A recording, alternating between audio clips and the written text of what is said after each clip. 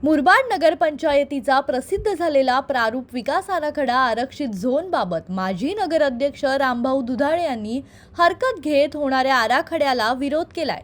मुरबाड शहराचा प्रारूप विकास आराखडा मुरबाड नगरपंचायतमध्ये प्रसिद्ध केला असून त्यामध्ये बऱ्याच प्रमाणात चुकीचे आरक्षण, चुकीचे रस्ते तसेच ज्या ठिकाणी आवश्यक आरक्षण हवे ते दिसून येत नसल्याच्या कारणाने सदर आरक्षणास हरकत घेण्यात आली आहे. शेतकरी, व्यापारी वर्ग, रहिवासी यांच्यावर होणारा अन्याय, नुकसान लक्षात घेऊन रामभाऊ दुधाळे हे शुक्रवारी 24 एप्रिल रोजी मुरबाडकरांशी संवाद साधणार आहेत.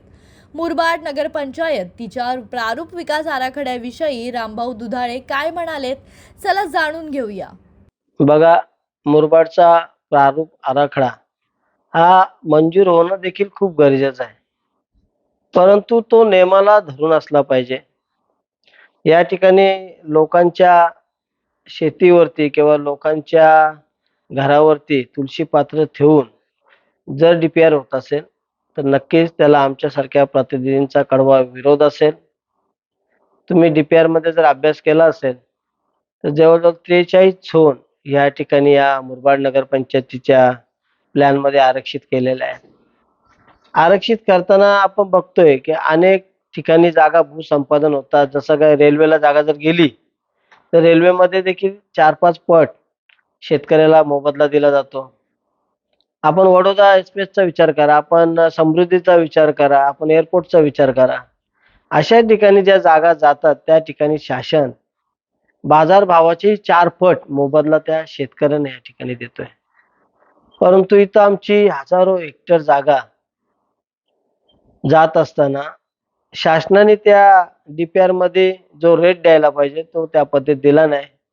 म्हणजे अगदी कवडी मोलामध्ये त्या जागा घ्यायच्या आणि त्या ठिकाणी DPRचे जे झोन आहे ते डिक्लेअर करायचे, तर ही बाब कुठेतरी खूप चुकीची आहे. आरक्षण ज्या ठिकाणी गरजेची ती तेवढी दिलीच पाहिजेत, परंतु अनपेक्षित जिथं 2 आरक्षणची गरज आहे, 10-10 आरक्षण या ठिकाणी टाकलेले आहेत. मुरबाडचं पोलीस स्टेशन एवढं भव्य दिव्य आहे, तरी देखील सेकंड पोलीस स्टेशनचं आरक्षण टाकलेलं आहे. MECBचं एवढी भरपूर 8-10 एकर जागा आहे, तरी देखील ते MECBचं पण आरक्षण या ठिकाणी टाकलेले आहे.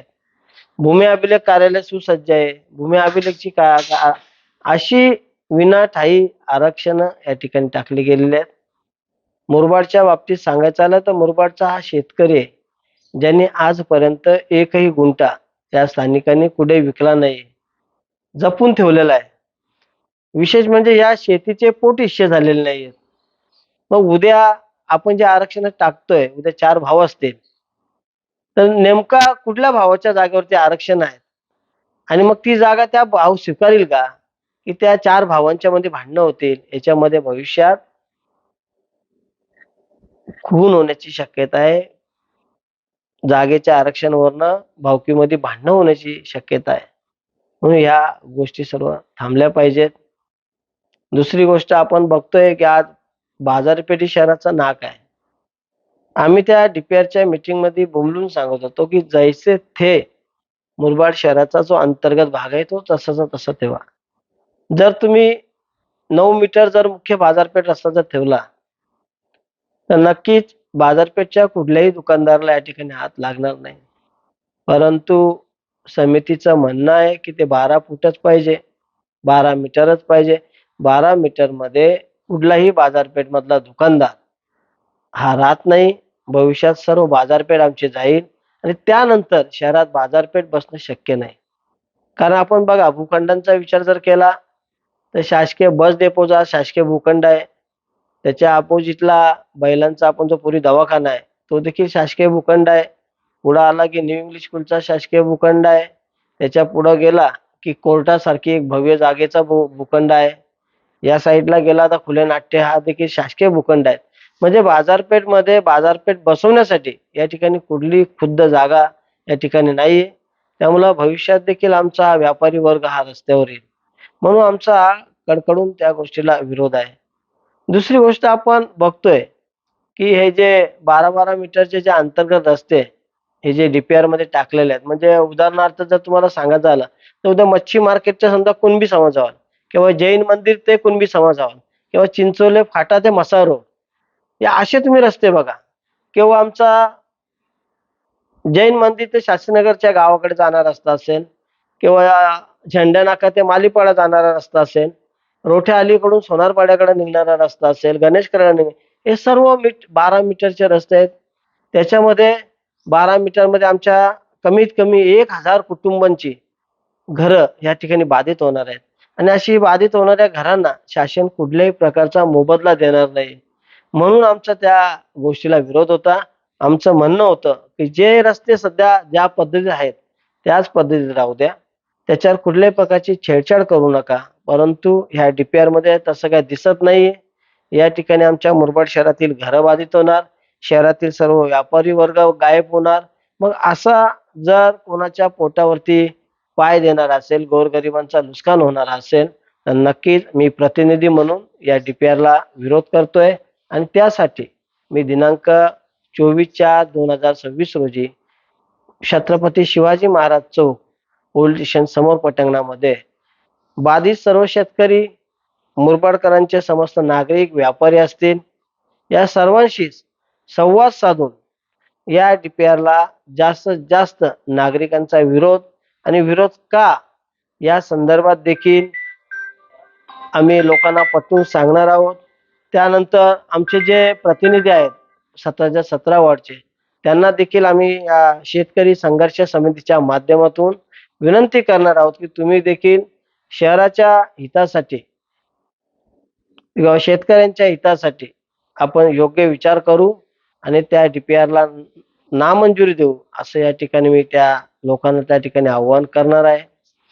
आज आपण दुसरी बाब जर बघितली, की या प्रायमरी स्कूल असतील, सेकंडरी स्कूल असतील, हॉस्पिटल असतील, अशी हवे-ढवे आरक्षण या ठिकाणी टाकलेले आहेत. तुम्ही देखील एक पत्रकार आहात. तुम्ही या मुरबाडचं सर्व वातावरण या ठिकाणी बघताय. आज आपल्याकडे ग्रामीण रुग्णालय आहे, जवळ 8 ते 10 एकरमध्ये. तेच जर डेव्हलप केलं, तर हे 5 ना 6 हेक्टर वर जे तुम्ही आज आरक्षण हॉस्पिटल टाकलं, काही गरज आहे का? म्हणजे नको तिथे हे आरक्षण दिलेले असं आपला आरोप आहे. आरोप आहे.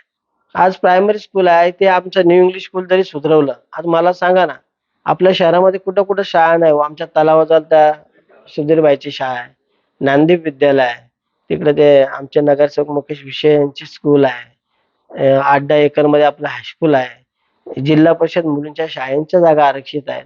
एवढ्या सर्व शाळा असताना या प्रायमरी स्कूलला आरक्षित करणं गरजेचं आहे का? या जर तुम्ही चांगल्या सुसज्ज बनवल्या किंवा इतर चांगलं प्रशासनाने जर काम केलं, आज मला वाटत नाही की या मुरबाड ग्रामीण रुग्णालयात या 10-15 वर्षामध्ये कुठे एखादा हाताचा तुटलाय आणि पाय तुटलाय आणि त्याचं ऑपरेशन झालंय. म्हणजे ज्या ठिकाणी लक्ष द्यायला पाहिजे त्या ठिकाणी लक्ष दिलं जात नाही. परंतु अशा या डी-पी-आरच्या माध्यमातून जाणीवपूर्वक लक्ष वेधलं जायचं.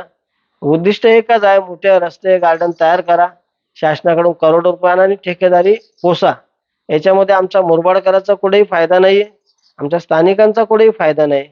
फक्त या माध्यमातून ठेकेदारी कशी केली जाईल आणि पैसा कसा लुटला जाईल, हेच एक माध्यम यांच्या डोळ्यासमोर आहे. म्हणून आमच्या शेतकऱ्यांच्या पोटावर पाय देऊन अशा प्रकारचा डी-पी-आर तुम्ही जो मंजूर करताय, त्याला आमचा विरोध आहे.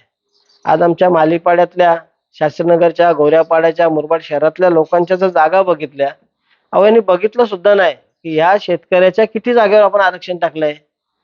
मग एक शेतकऱ्याच्या कोणाच्या 5 एकरवरती आरक्षण आहेत. एक तो आमचा साजेचा कोण शेतकरी आहे, त्याच्या 11 एकरवरती आरक्षण आहे. अरे तशी काही आपल्याच बापाची जागा आहे, आपण टाकत सुटलोय. त्या ठिकाणी त्यांचे भावकीचे हिस्से नाहीये. या गोष्टींचा कुठेही लोकांजोखा नाही किंवा विचार केला गेला नाही.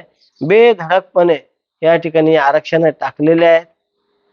ते एक खूपच चुकीचं आहे आणि याला आम्ही या ठिकाणी विरोध करतोय. आणि विरोध करण्यासाठीच ती जनसंवाद संघर्ष समितीच्या माध्यमातून आम्ही छत्रपती शिवाजी महाराज चौकामध्ये ही सभा जी आयोजित केलेली आहे, संवाद मीटिंग जे आयोजित केलेलं आहे. मी सर्व मुरबाडकरांच्या नागरिकांना हात जोडून विनंती करतो, शेतकऱ्यांना हात जोडून विनंती करतो, व्यापारी वर्गातील सर्व बांधवांना विनंती करतो की आपण सर्वात जास्त संख्येने त्या ठिकाणी सहभाग व्हाल आणि या डी-पी-आरला विरोध करण्यासाठी मोठ्या संख्येने हजर राहाल, एवढीच मी आपल्याला विनंती करतो. जय शेतकरी. थोडक्यात भाऊ, या डी-पी-आरला आपला विरोध या ठिकाणी ठीक आहे ना, माझं काय म्हणणं आहे की तुम्ही आज जे प्रायमरी स्कूल आहे त्याचा अभ्यास करा की शहरात प्रायमरी स्कूल आहेत किती. ज्या प्रायमरी स्कूल आहेत त्याच प्रायमरी स्कूलवर आरक्षित दाखवा. गार्डनचा विषय आहे, याआधी खूप गार्डन खाल्ली गेलेली आहेत, जी सातबाऱ्यावरती आहेत. अशी गार्डन शासनाने पहिले वर्ग करा आणि मग तो जो काय आपल्याकडं वर्ग केलेला जो जमिनीचा भाग आहे, त्याच्या व्यतिरिक्त आपल्याला आवश्यकता किती आहे तेवढ्या त्याच्यावरती आरक्षण टाकलं गेलं पाहिजे. हॉस्पिटल अरे मुरबाडचे हॉस्पिटल किती, आपला भूक्षेत्र किती त्याचा अभ्यास करा. त्याच्यावरती हॉस्पिटलची आपण आरक्षण टाकली पाहिजेत. या ठिकाणी हा मुरबाड सर्व जाती धर्माने एकत्र राहणारा मुरबाड आहे. इथं हिंदू, मुस्लिम, ख्रिश्चन, आदिवासी, दलित, वाणी, वैश्य असा काही भाग नाही. सर्वजण एकत्र राहतात. परंतु या डीपीआरच्या माध्यमातून पुढं कब्रस्तान टाकून द्यायचा, तिथं जातीवाद करायचा, ख्रिश्चनांसाठी कुठेतरी चुकीच्या ठिकाणी टाकायचा. अशा चुकीची आरक्षण टाकून आपापसात माणसांमध्ये हा मतभेद तयार केला जातोय. हा देखील या डीपीआरच्या माध्यमातून एक चुकीची बाब आहे.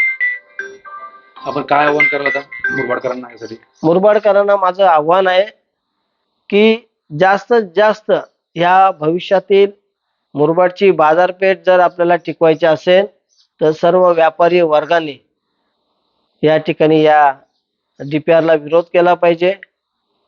या ठिकाणी आमचा जो शेतकरी जो बाधित होतोय तो शेतकऱ्याच्या बालासहित या ठिकाणी उतरला पाहिजे. या आरक्षणाला जर तुम्हाला वाटतं हा डीपीआर जर मंजूरच पाहिजे तर आमच्या शेतकऱ्याला देखील जसं तुम्ही समृद्धीला भाव दिला, एअरपोर्टला भाव दिला, त्या पद्धतीचा भाव या ठिकाणी तुम्ही जाहीर केला पाहिजे. अन्यथा तुमच्या जर या गोष्टी होत नसतील, शासनाकडे पैसा नसेल तर आम्ही सर्व संघर्ष समितीच्या माध्यमातून या डीपीआरला कोर्टामध्ये चॅलेंज करू आणि हा नामंजूर करू. जीवन शिंदे, जनशक्ती, मुरबाड.